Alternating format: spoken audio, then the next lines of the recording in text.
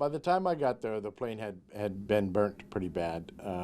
There was maybe a front cowling still visible and a little bit of the frame of the aircraft still there on the ground. Best that I know is that the aircraft had taken off, and during takeoff something had happened, and it kind of made a turn like it was trying to come back, and then crashed just outside the fence area.